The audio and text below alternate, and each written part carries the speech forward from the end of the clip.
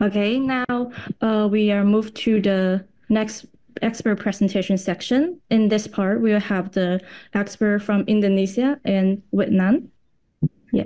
Okay, now let's turn our attention to Dr. Dini from the Indonesia to share the topic about a differentiated instruction as an innovation way thinking about teaching and learning. So, Dr. Dini, are you there? You can start Yes, your. Yes. thank you, Luna. Good afternoon, everyone. Assalamualaikum warahmatullahi wabarakatuh. Very nice to see you all. Thank you for very much for this opportunity. I would like to share the presentation. Okay, can you see my paper, my Yes. PowerPoint? Yes. Yes. Okay. Yes. Right. My title is Differentiated Instruction as an Innovative Way of Thinking about Teaching and Learning. As we can see that from many references that today's students population are becoming increasingly academically diverse.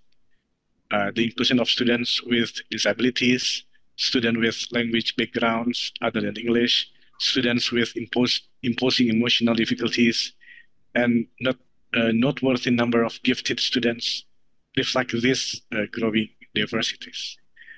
And also, learning within the inclusive classroom is further influenced by students like gender, students' culture, students' experiences, aptitudes, interests, and so on.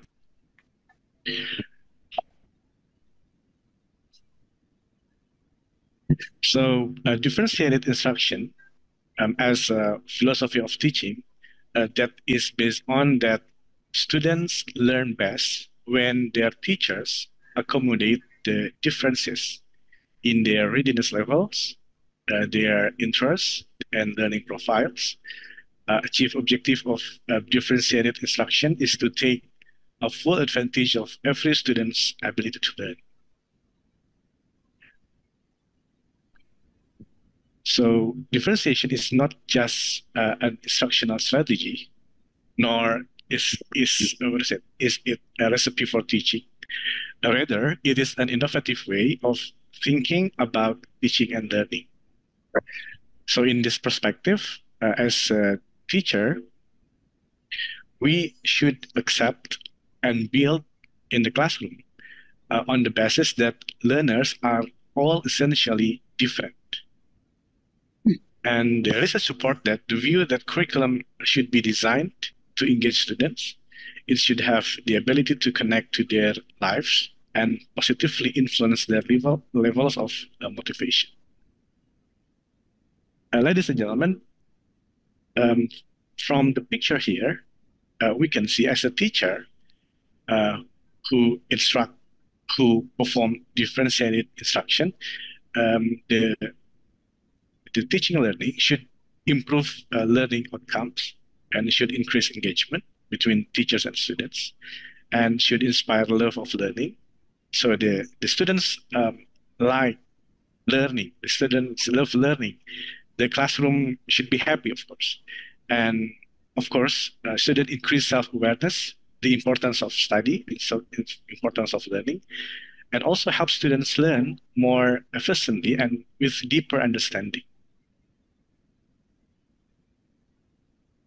So there are two sides of differentiated instructions performed by teachers. Uh, 6 elements. In the left side, there are content, process, and product can be chosen by the teachers. In contents, the teacher should know their students whether the student understand or not. The student know or the materials, the lessons, and how the students can do something with the material, with the lessons. The process should be performed by the teachers is the different ways that student make sense of the content. It depends on the students' needs, of course. If students tend to love like visual or they use prefer than audio or psychomotoric or kinesthetic, the students should accommodate the different needs or the different will of the students.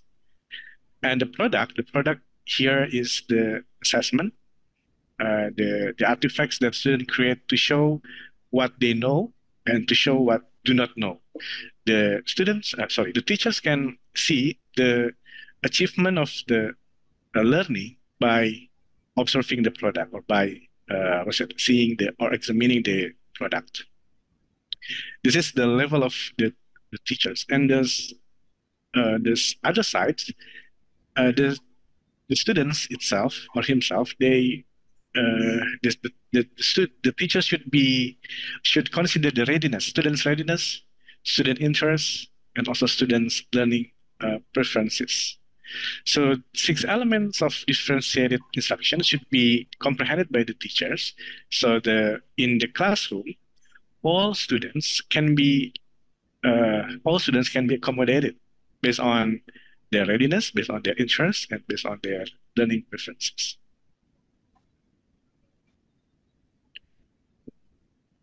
What first to do by the teachers, the first is pre-assessment. In the pre-assessment, the teacher can gather or can obtain valuable information about the students already know, or what they need to learn, and how they learn best. So the teacher can get this point, the student's readiness, and also student interest, and student learning process, or learning preferences from the pre-assessment. After pre-assessment, the teacher can go to the next steps, the flexible grouping. Teacher can use various grouping strategies. The students can be grouped based on homogeneities or homogeneous grouping, based on their similar abilities, can be similar hobbies, or the students can be grouped based on heterogeneous grouping, like different abilities or different background. This flexible grouping. Number 3, varied instructional strategies. This is the very essential in differentiated instructions. Teacher can use combination of activities to accommodate a different readiness, interests, and learning preferences. So here, it is the hard job for teachers. After they know the variation of the students, so the teacher should make a kind of instruction. So the instruction can be understood by all teachers, by all students. And next, number 4, multiple assessment. Teacher can use formative assessments such as quiz, exit tickets, observation to evaluate students' learning and adjust their instruction. Yes, and also a teacher can use summative assessment such as tests or project, and can be used to evaluate overall students' achievement.